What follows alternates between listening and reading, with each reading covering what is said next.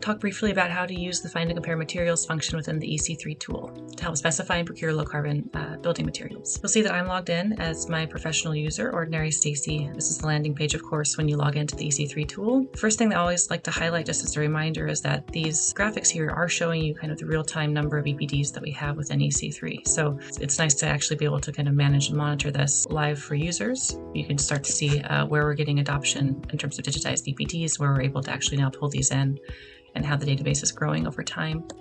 Going into the US specifically, based on us starting here in North America and the US, you'll see that same kind of EPD adoption for concretes and non-concretes for the US, as well as what categories we're including in the tool and how many EPDs we have per category from a product specific and industry average perspective. And the last one is how many EPDs are there, basically broken down by plants and manufacturers for each of those material categories included. So to actually use the Find and Compare Materials, of course, you just click on that to start to get to the list of materials that are included. One thing I did want to note and share is just the difference between the material categories included in the public version, which is what a public user would see or a professional user would see, and then what it looks like from the pilot user perspective and all the categories that we have coming soon. So you'll see here things like masonry, a lot of things under thermal and moisture protection that are in pilot in terms of digitizing the EPDs in those categories. Cladding is another one where we've got a lot of EPDs coming in, as well as finishes, looking past carpet and ceiling panels into tile and resilient flooring, things like painting and coating and wall finishes. So if you are a pilot user, you have access to all of these as we are digitizing those EPDs and developing the performance filters. We are planning on releasing some of these categories very soon based on the number of EPDs we're now able to basically share if we do publish those categories as maybe a public beta. You'll see here if I go to that, how many EPDs we have in the tool, that we are getting quite a number in things like thermal and moisture protection and finishes beyond carpet and ceiling tiles, as well as things like masonry, as I mentioned. So just keep that in mind. The tool will start to be including more categories for use and searching in the public version in the next couple of months. If I go back to the public page and we start with the ones that are currently public, I can either use the tree to get to a level of subcategory per material category, or I can also do this over on the left-hand bar where I can expand the category here to get to the same level of subcategory. Either one works and they are linked together so you can see things in both places. Once I've gotten to the subcategory that I'd like to search for EPDs, I can go down here and click on the next button, and it will bring up the page particular to that subcategory from a performance filtering perspective. You'll see here it's telling me I'm in Ready Mix. That's tied to the master format section 03-3000. And then I've got my performance specifications for Ready Mixed Concrete. One thing to note is that what we include here is not necessarily all currently included in EPDs in terms of things that we can account for and digitize and pull out of the PDF documents to date or the digital transfer to date. These are things that we would like to be able to search for. So for concretes, we are working on updating this to just make it more clear that many of these things that we wish we could actually search for from a performance perspective are nice to haves right now and may not give you any results based on it not being a requirement of an EPD, not a mandatory item to be included. Typically what we see with concrete are searches by strength. You'll see here when I put this in that it's telling me that I can put it in PSI, KSI, megapascal, whatever unit that you like. The tool will do the conversions for you. Strength and then cure time, because those are things that are consistently captured in environmental product declarations. So I'll start with this about that 5000 PSI search. You'll see here you can make it either an exact match or within a range. I'll make this an exact spec match to my 5000 PSI strength. I can then do things like search by geography. So if I know that I'm working on a project in California, for instance, I can put that in as a second search just to get to more regional data. I'm now clicking on search. It's going to return to me all of the EPDs that meet my search criteria. You can notice that these blue search chips are there to remind you of what you're including in your search. You can always X things out to do a broader search if you aren't getting a good number of results to widen the filtering. If I scroll down, what you're going to see is it's going to tell you the number of product-specific EPDs tied to your search filters.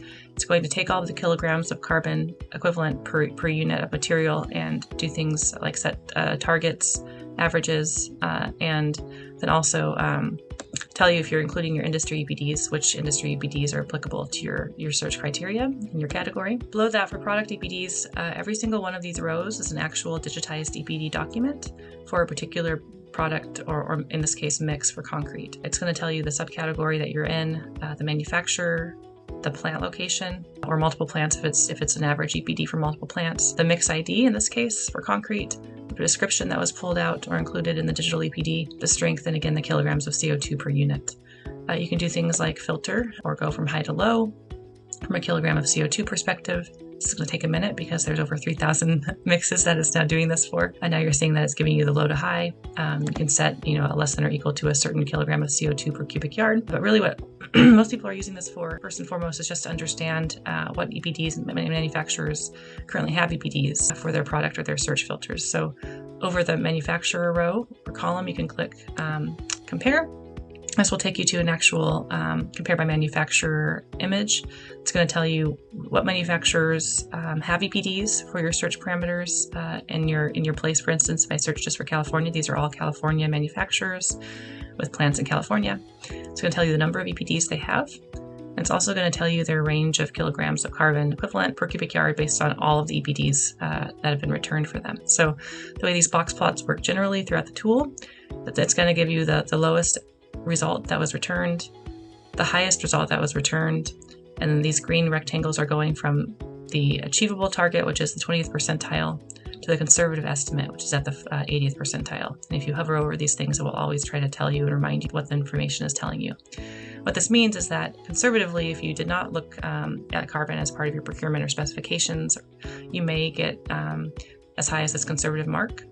If you are looking to low carbon procurement and specs, specifically for concrete in this case, you may be able to achieve as low as 276 kilograms of CO2 per cubic yard without much risk. And that's because there are still 20% of the results below that number and 20% above that conservative number. We call these potentially the outliers for very unique mixes that are getting to that kind of low or high carbon content. You also see here that the CLF baseline is displayed because I set that in my preferences. I'd like to see the 2021 baselines from the Carbon Leadership Forum. You can always turn those on and off in your preferences. And then again, this is showing you really how each manufacturer is optimizing their mixes to date for 5,000 PSI mixes. This is helpful if you're trying to potentially set reduction targets or maximum kilograms of CO2 per unit in your specs or your bid documents. You can also filter here. So if I just want to filter for central concrete, I can put in enough information and select that supplier. So now I'm just going to be looking at central concrete EPDs. It will remember these if I take off this filter and just revert back to my search chips. But now if I'd like to just compare plants from central concrete, I can click that compare button over the plants. And it's going to bring up a similar diagram where it's showing us each of Central Concrete's plants and how they're doing from a carbon perspective. This can get important when it comes to other materials where you're looking at things like energy grids for electric arc furnaces for steel, for instance, and you're really interested in a supplier's plant-specific data. You could also do things at the product level if you knew that you had multiple mixes that met your criteria. I'm just going to kind of select a whole cluster of some of these. So say that you knew all of those mixes actually met your criteria for your concrete performance spec. You can click compare and scroll up and it's going to show you those mixes next to each other so you can start to see that potentially maybe you should procure this one because it's the lowest carbon mix that meets your criteria. You can also open up an EPD directly from this search collection. So if you're really interested in this EPD and maybe this is the one that this is the mix that your supplier has proposed, you can go here and click open. First you can click details if you just want to get kind of a deeper view within your search without leaving the screen. See how that EPD is performing against the whole search collection. You can also click open, and that will take you directly to the digital EPD in our database, where you can actually look at the details, what we were able to pull out of the EPD from a performance perspective, how specific the EPD is, if it's including cement plant specific supply chain information or not. Further down, it's going to give you the PCR that the EPD was based on, all of the particulars around verification for that particular EPD, as well as the plant information down to the address of the plant. You'll see here there's also a QR code that's a shareable QR code where anyone could actually scan this and get to this document, as well as the ability to copy a shareable link, which is a unique URL or UUID directly for this EPD that you could give to someone. And if they opened it, it would take them to this page. So that's really how the tool works from a find and compare materials perspective. I'm going to do this one more time for an interior material a little bit more quickly. I will go back to my, I guess it doesn't matter, but I'll pick a public category just so that you can see what this looks like for something that you can access as a public user. If I go to carpet, I can click next. I can pick my particular search parameters. I'm going to pretend like I know that I'm looking for carpet tiles and I want a US manufacturer. You can do other things like select yarn material and pile weight and other options. I'll keep it a little bit broad for this search. Again, the same thing happens when it comes to telling you your search chips, how many product-specific EPDs you have. And then again, you can do things like the comparison at the manufacturer level just to kind of get the landscape of EPDs and who has how many and how they're performing generally for carpet tiles at their US plants. And then of course also do things like actually select products. If I just go in and I start to put in manufacturers, I can start to filter, and I'm doing this at random. But if I just knew I had 3 options from Shaw, Mohawk, and Interface, I can pick those and then click compare. It remembers all 3. It shows me how they're performing from a embodied carbon perspective, and that might help me inform my spec or my basis of design. So again, multiple ways to look at this data. If you have any questions about how this is being put into specifications or bid documents, feel free to reach out to us either via the report bugs and feedbacks tool if you're a professional user, or directly via email at stacy.smedley@buildingtransparency.org. You can also, on our website, actually access some downloadable documents that we've started. We're continuing to build these out under resources and documents. There are some downloadable templates for things like bid document language, as well as an EPD request letter to a manufacturer that might not have one yet if you can't find them in the tool, and some sample specs that we're continuing to refine for how to build this EPD language into specifications. So again, appreciate your time. I hope that was helpful. Look for more videos coming soon, and have a good day.